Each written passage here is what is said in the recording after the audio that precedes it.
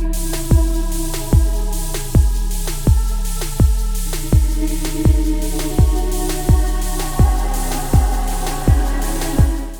me coûte d'écrire à la première personne.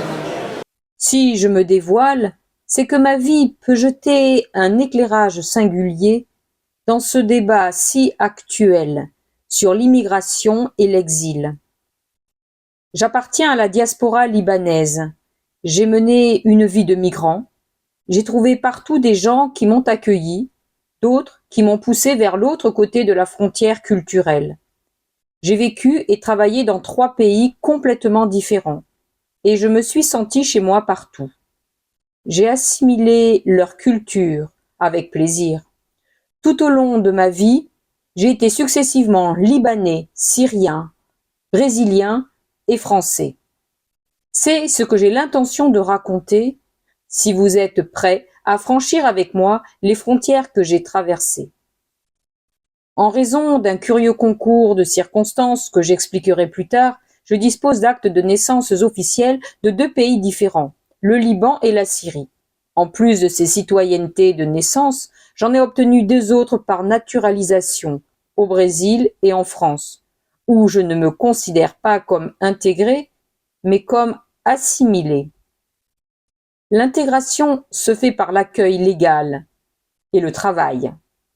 L'assimilation par la culture. Je me sens complètement français en France, brésilien au Brésil, même si je ne renie d'aucune façon mon côté arabe. Je veux faire de mes souvenirs de persécutés politiques de la dictature militaire brésilienne une histoire qui va au-delà d'une fade description de l'existence. Son objectif, qui ne se limite pas à raconter des éléments de ma vie, est de plaider pour l'égalité des êtres humains, pour la liberté d'opinion et de croyance, et de lutter contre le racisme et les discriminations. Lorsqu'il s'agit de parler de nous-mêmes, notre mémoire nous joue des tours. Par instinct, nous mettons en avant les meilleurs épisodes et cachons les moins flatteurs, afin de préserver notre amour-propre. Je dois ajouter que grâce à la documentation qui me reste, j'ai essayé de contrôler mes souvenirs. La guerre finie, les troupes britanniques se retirent et Youssef se retrouve au chômage. Il a désormais en charge une épouse et 2 enfants en très bas âge. Ma sœur Jinan, née en décembre 42, et moi en janvier 45. Ses économies lui permettent d'acheter un taxi d'occasion pour faire quotidiennement l'aller-retour de Mignara à Beyrouth en passant par Tripoli. C'est alors que survient un fait curieux inexplicable en 1946. Il franchit la frontière libanaise, tracée par les Français 3 ans auparavant, pour aller enregistrer sa famille comme native de la ville syrienne de Safit. Il accepte de payer une somme abusive à l'officier d'état civil chargé de ce faux en écriture. En l'espace d'1 minute, aussi bien lui que ma sœur et moi-même, tous les 3 nés à Tripoli, et ma mère née à Mignara, devenons syriens. Non seulement c'est incompréhensible, mais cela crée une situation ubuesque. Du jour au lendemain, nous nous transformons en étrangers dans notre propre nation. D'ailleurs, j'en parlerai plus tard. Ce sera désormais une fatalité. Partout où j'ai vécu, je serai étranger. Au Brésil, j'étais turco. En France, brésilien. En Algérie, français. Y a-t-il quelqu'un pour deviner l'épithète dont on m'affublerait si je devais retourner vivre au Liban ou en Syrie? Immigration vers le Brésil. Au moment de prendre la décision finale de partir, Youssef hésite, un peu comme les autres Libanais qui ont pourtant toujours été de grands migrants. Tous les êtres humains ressentent le besoin d'être auprès des leurs, de ceux qui partagent leur joie au moment de bonheur, de ceux qui les consolent quand ils sont tristes. Voici pourquoi Youssef temporise. Il s'agit d'aller loin, dans le nouveau monde, de changer de vie, de langue, de culture, de mœurs, bref, d'entreprendre une aventure risquée. C'est d'autant plus vrai que dans les rues, on rencontre des voix amies qui culpabilisent ainsi les partants. Si le pays est tombé si bas, c'est que ses meilleurs enfants, les plus entreprenants, les plus formés, partent. Bien entendu, cet ami attribue au prétendant migrant toutes ses qualités.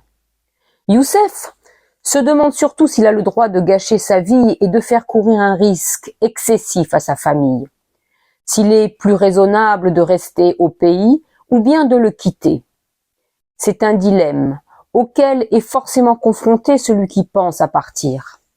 Moi-même, je devrais le résoudre un quart de siècle plus tard dans des circonstances différentes, autrement plus périlleuses. J'étais alors un réfugié politique à la recherche d'asile. Quoi qu'il en soit, quand on émigre, c'est toujours avec un remords que seul le temps permet d'effacer. En décembre 47, ma famille embarque au port de Lataquié sur un transatlantique. Notre vie au Brésil va de 1952. Youssef achète à crédit une pension dans la petite ville d'Anápolis. Mais puisque les revenus prévisibles de la pension sont insuffisants, il aménage une petite épicerie sur sa devanture. Par chance, une salle de cinéma va ouvrir bientôt sur le trottoir d'en face, offrant 2 séances quotidiennes, l'après-midi et le soir. Notre magasin devient alors le passage obligé de ceux qui ne peuvent se passer de bonbons lors des projections. Le gain à l'unité de cette vente est minime, mais le volume est important. De grain en grain, la poule se remplit le jabot, dit mon père. Jetant un coup d'œil en arrière, je vois que notre enfance, en dépit des difficultés, n'a connu ni faim, ni privation. C'est sur ma mère que repose la tenue des chambres et la cuisine. Elle se fait certes aider par quelques employés. Je la vois égorger quelques poules, les plumer, les cuire, faire le lit des pensionnaires, laver, bouillanter les draps, le lin dans la cour qui sèche, les amidonner, mais tout en s'occupant de l'épicerie. Youssef, lui, est en déplacement, souvent à Sao Paulo, pour approvisionner le magasin en produits alimentaires, introuvables dans la région, parce qu'il vise une clientèle arabe, ou alors les missionnaires américains, presbytériens et les voyageurs de passage. De plus, par bonheur, 2 ans plus tard, le ciel lui sourit. Notre ville devient un pôle d'attraction pour les célébrités d'Hollywood. En 1954, l'actrice Jeannette Gaynor, lauréate d'un Oscar, entend parler du printemps éternel d'Annapolis à l'occasion d'un festival de cinéma à Sao Paulo. Depuis que son mari, couturier de renom, a souffert d'une crise cardiaque, elle cherche un havre de paix, loin de l'agitation hollywoodienne. La visite de notre ville dépasse tous ses espoirs. Saisie d'un coup de foudre, elle qualifie de terre promise cette région encore intacte. Elle achète sans sourciller une friche, autrefois à la campagne, aujourd'hui engloutie par l'agglomération, et elle la baptise la Fazenda Amazonia. Le couple aménage dans ce domaine une ferme destinée à la culture de fruits et de fleurs, au centre de laquelle ils bâtissent une maison et une piscine, où mon frère et moi nous sommes autorisés à effectuer des plongeons à l'occasion des chaleurs d'été. Un jour, particulièrement torride, nous avons fait main basse sur quelques mangues.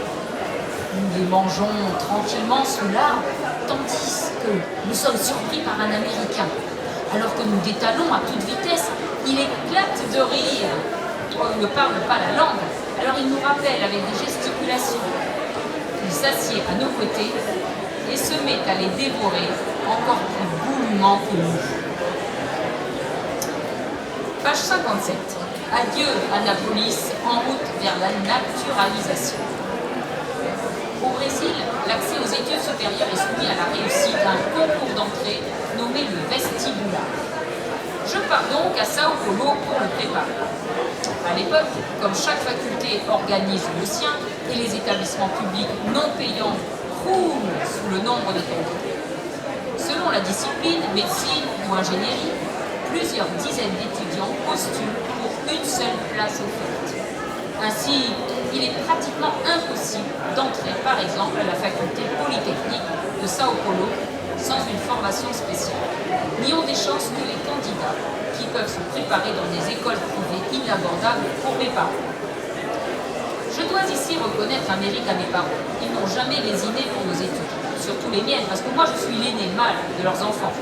Et dans la mentalité arabe, c'est sur mes épaules que reposera la responsabilité de nourrir ma mère et ma fratrie si par malheur mon père vient à disparaître. La plus prestigieuse école publique d'ingénieurs au Brésil est l'Institut technologique de l'aéronautique. Elle m'est cependant interdite car elle est réservée aux natifs brésiliens. Puisque j'ai alors atteint l'âge requis pour postuler la naturalisation, je prends l'initiative de la solliciter à Sao Paulo. C'est la première grande résolution de ma vie. C'est un acte qui scelle ma liberté dans la conception sartrienne. L'homme n'est libre que s'il décide de son destin. Je choisis donc d'immigrer symboliquement au Brésil. Jusque-là, j'y étais par le seul désir de mes parents. Désormais, j'y reste par ma seule volonté. Je n'ai pas besoin d'y être né pour que ce soit ma patrie. Au nom de quoi je devrais être moins brésilien que mes amis? Qu'ont-ils fait d'autre part à part être né au Brésil? Moi, je choisis d'être brésilien car j'aime ce pays comme s'il avait été mon pays de naissance. J'ai appris sa langue dans mon enfance, j'aime sa littérature, sa musique, sa gastronomie, sa façon de vivre, sa danse, son histoire. Bref, je suis pas né brésilien, mais je souhaite le devenir. J'ai demandé la nationalité et je l'ai obtenue. Page 88. Nous sommes en juin 68. Les manifestations pacifiques éclatent partout dans les universités brésiliennes sur des questions de réforme éducative contestées. Mais elles prennent un tour dramatique à Rio le 21 du mois, baptisé Vendredi sanglant. La répression policière cause un nombre indéterminé de morts. Et si les hôpitaux en dénombrent 20, le gouvernement n'en reconnaît que 3. Et des protestations s'élèvent dans tout le pays. Le 13 décembre 68, le Congrès est dissous, la Constitution suspendue, le gouvernement instaure la censure, abroge les libertés individuelles, autorise l'armée et la police à emprisonner hors de tout contrôle judiciaire. 4 jours après la promulgation d'un nouvel acte institutionnel aux premières heures du mardi 17 décembre, la police, soutenue par des chars de l'armée, envahit la cité universitaire. En cette veille de Noël, nombreux sont les étudiants absents pour les fêtes en famille. Et au retour, ils vont apprendre que les portes de leur logement ont été défoncées et les murs détruits.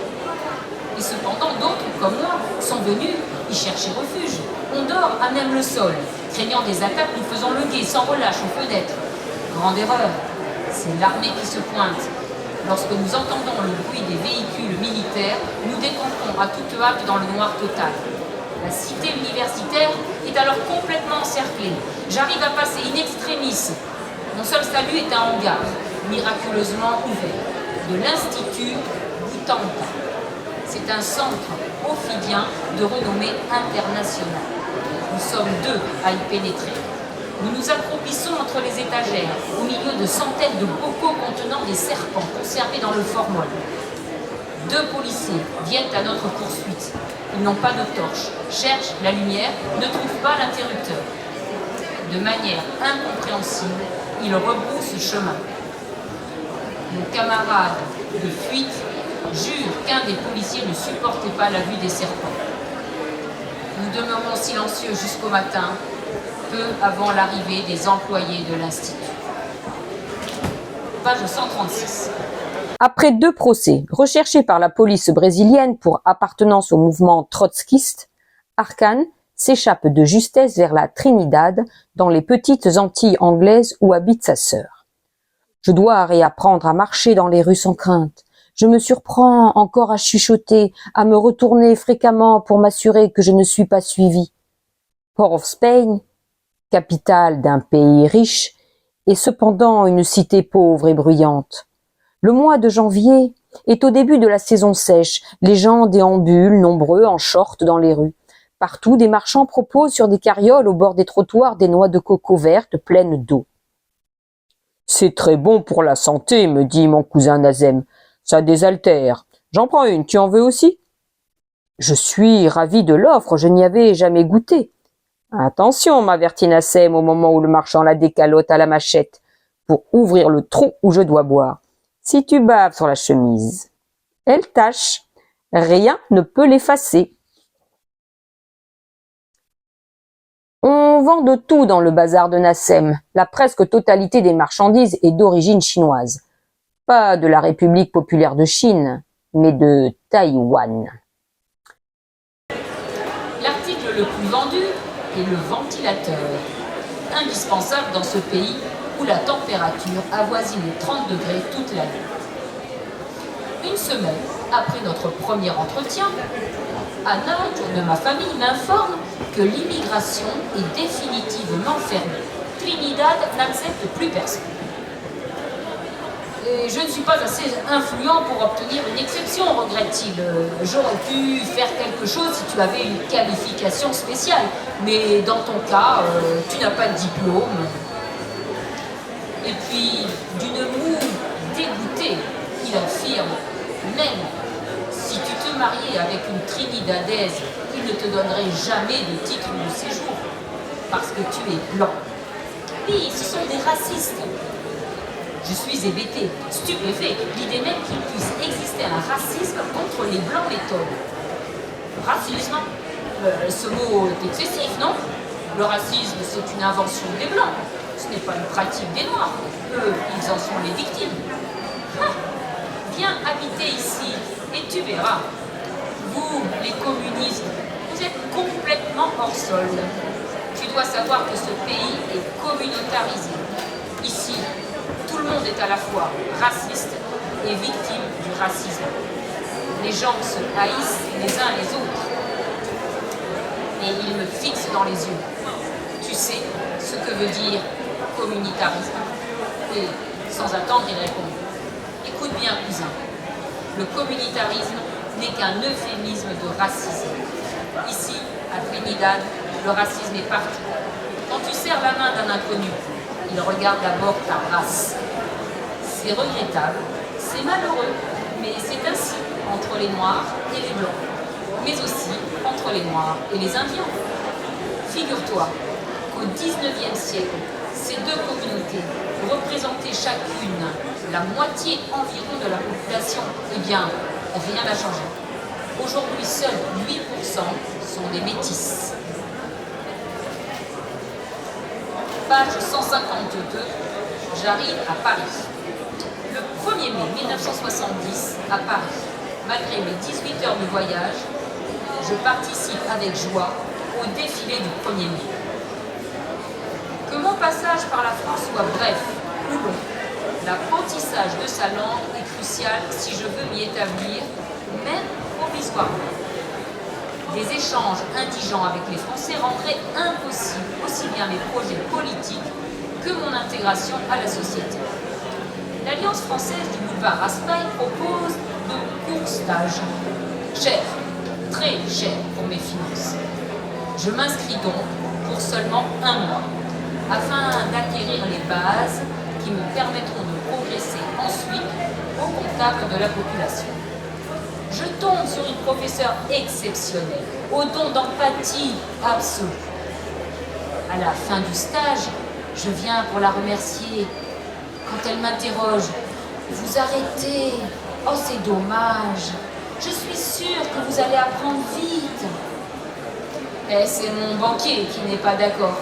« Vous ne pouvez pas payer? » C'est ça, madame. Après un instant de réflexion, la main sur le menton, elle me dit « Je vais vous trouver une bourse. Attendez-moi ici. » 1 heure plus tard, elle revient, la mine défaite. La directrice adjointe est bornée. Je la remercie. Je n'ai pas encore tourné la talon que j'entends. Attendez, laissez-moi réfléchir. Et puis, elle chuchote en tournant la tête de droite à gauche. Venez au cours après les autres, en vous dissimulant. Ni vu, ni connu, je ferai semblant de ne pas vous connaître. J'assiste donc à quelques leçons, jusqu'à ce qu'une dame ouvre la porte abruptement, sans frapper, et s'adresse à l'enseignante. « Madame, De quel droit autorisez-vous ici des intrus? Le ton est sec. Les élèves se regardent médusés. C'est l'intonation d'une femme mesquine, obsédée par l'exercice de l'autorité. La nature des médiocres n'est-elle pas de s'attaquer aux plus faibles pour exister? De toute ma future vie de professeur de physique, je n'ai jamais vu un tel outrage d'un maître devant sa classe. La pauvre enseignante vacille, elle s'appuie sur le bureau. Je hais ces êtres arrogants qui se soucient peu de la souffrance qu'ils répandent. Mais que dois-je faire? Sauter à la gorge de la mégère? Non. Un éclair de lucidité me dit que cela ne ferait qu'empirer les choses.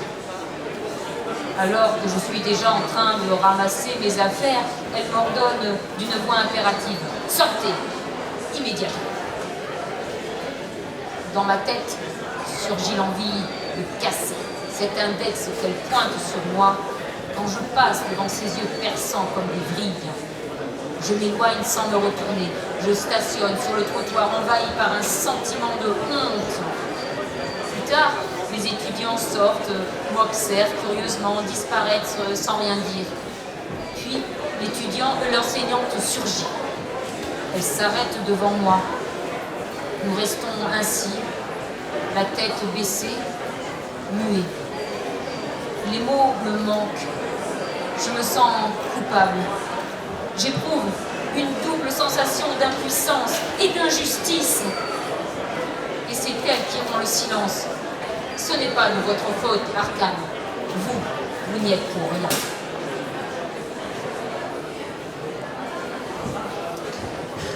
Page 217. Nous arrivons au dernier grand épisode de la vie d'Arcane que nous avons survolé rapidement. Raoni et la planète Amazon. Je l'ai déjà dit, la politique de l'Organisation communiste internationale m'avait tant déçu que je ne voulais plus militer. Alors, même que j'avais adhéré au trotskisme avec toute l'ardeur, la fougue de ma jeunesse, mon enthousiasme s'était en effet épuisé.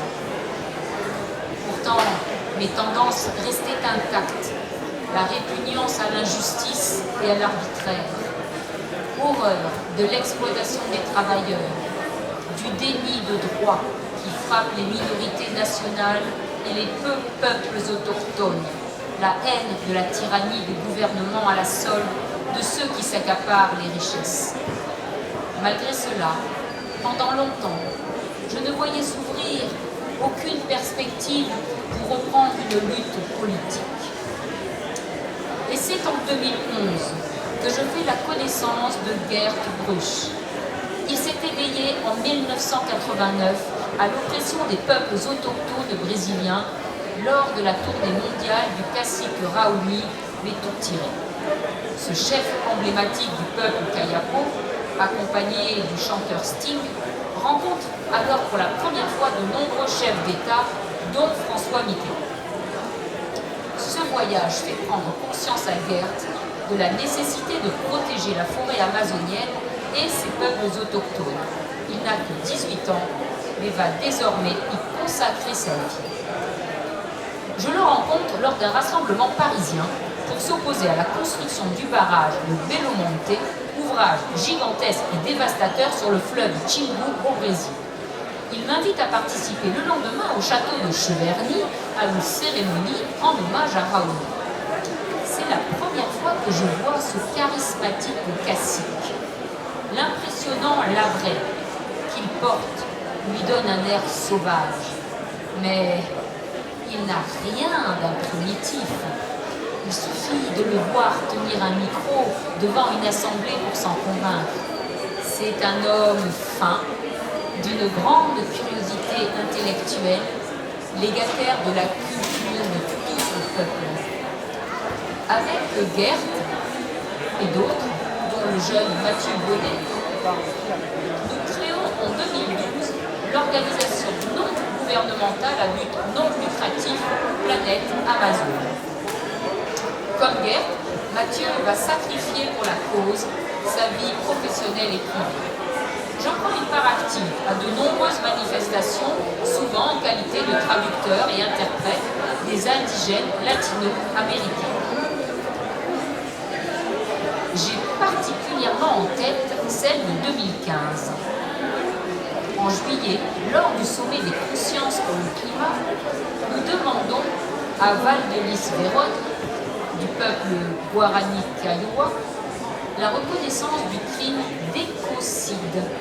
L'écocide est un synonyme de destruction volontaire ou par négligence d'un écosystème d'un dommage important, étendu, généralisé et durable à la qualité de l'air, du sol ou de l'eau, autrement dit à la biodiversité, à la faune et à la flore.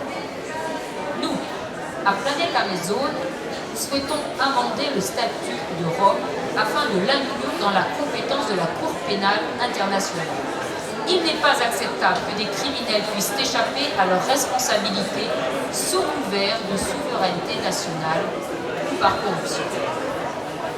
Et puis en décembre de la même année, avec l'infatigable défenseur de la faune marine, Paul Watson, ici présent, et du cacique Raoni, nous exigeons de la COP 21 du climat qu'elle s'engage à préserver les mers et les forêts. Par la suite, toujours en décembre, avant leur retour dans leur pays d'origine, nous réunissons des délégués d'une trentaine de peuples autochtones de tous les continents et créons, à l'appel du cacique Raoni, l'Alliance des gardiens de Mère Nature. En effet, les peuples autochtones affrontent partout dans le monde les mêmes fléaux. Assassinat, destruction de leur habitat, vol de leurs terres. Ce combat pour la survie des peuples originaires se confond avec celui de la préservation des forêts, des mers et de la nature. Il complète celui de ma jeunesse, lutte pour les libertés démocratiques et pour le progrès social. D'ailleurs, il le transcende, parce que si la nature disparaît, l'humanité disparaîtra aussi. J'ai tardé à le découvrir, j'en ai conscience. J'ai fait beaucoup de zigzags. D'après un proverbe indien, la rivière trouve son chemin vers la mer malgré les méandres. Si moi, j'ai fait tant de détours avant d'arriver à mon actuel engagement pour la préservation des milieux naturels, c'est que je ne connaissais pas le droit chemin.